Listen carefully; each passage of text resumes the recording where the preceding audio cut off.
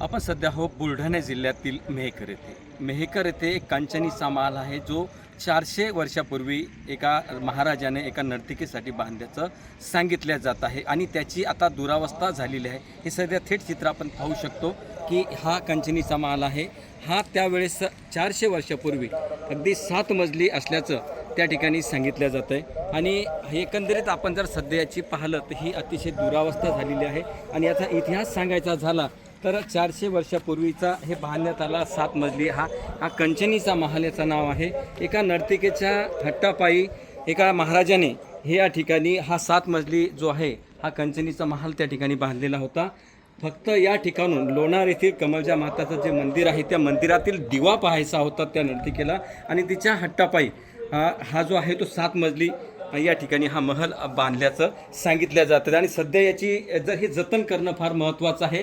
असं असताना पुरातन विभाग हे जतन करण्यात कुठंतरी कमी पडतं आहे का, हा मोठा प्रश्न या निमित्तानं या ठिकाणी आपल्याला पडतो आहे।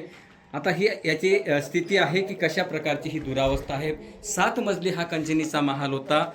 या ठिकाणी अनेकांनी सांगितलं की याचा पर्यटकांसाठी आपण हे व्यवस्थित करून पर्यटक येतील या पद्धतीनं कार्य करण्याचं काम होतं, पण कुठेतरी या ठिकाणी स्पष्टपणे याची दुरावस्था झालेली आपल्याला पाहायला मिळते आहे।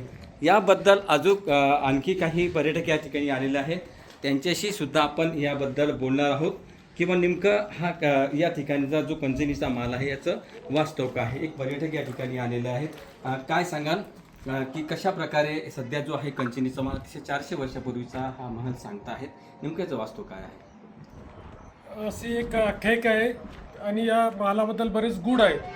आता खरी काय आहे तर याच्याबद्दल इतिहासात जास्त काही नोंद नाही, परंतु असं म्हणतात की कंचिनी नावाची एक सुंदर रूपवान अशी एक लावण्यवती होती की जी नर्तन करायची आणि तिच्याकडे अनेक प्रकारचे सरदार राजे राजकुमार तिच्याकडे यायचे।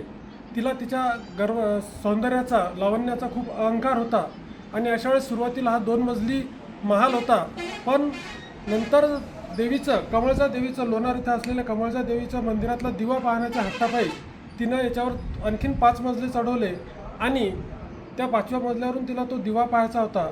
पण असं म्हणतात की तिला तिच्या सौंदर्याचा शापच असावा एक प्रकारे, ती त्या 7व्या मजल्यावर चढली आणि खाली शिळा होऊन खाली पडली।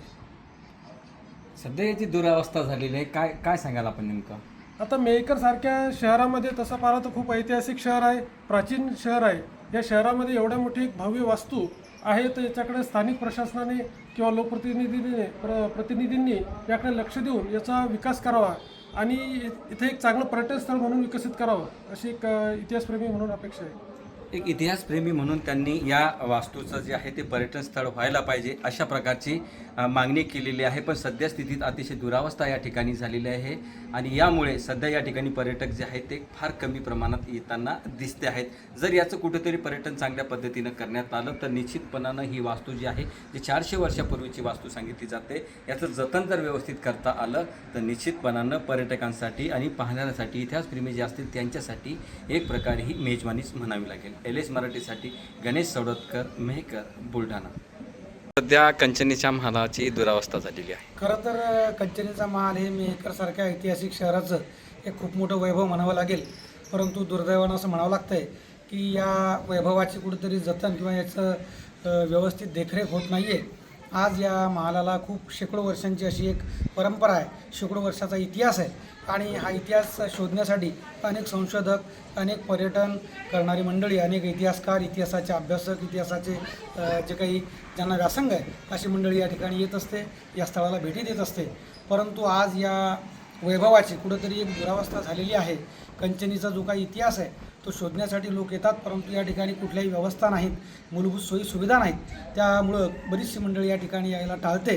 परंतु जर याचं खऱ्या अर्थानं जतन झालं तर नक्कीच एक पर्यटनाच्या माध्यमातून शासनाच्याही तिजोरीला कुठेतरी हातभार लागेल आणि एक वारसा जो काही इतिहासाला लाभलेला आहे तोही पुढच्या पिढीपर्यंत पोहोचवणं सोपं जाईल असं मला या निमित्तानं वाटतं।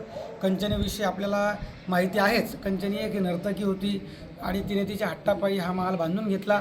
इथून तिला कुठंतरी लोणारच्या सरोवरातील जे काही कमळजा मातेचं मंदिर आहे तिथला दिवा पाहायचा हट्ट होता आणि तो हट्ट पुरवत असताना हा 7 मजली महालाची निर्मिती झाली आणि ती एक हट्टी स्वभावाची असल्यामुळं ती 7व्या मजल्यावर गेल्यानंतर तिचा पाय घसरून त्या ठिकाणावरून ती खाली पडलेली आहे, असं कुठं इतिहासात नोंद आहे.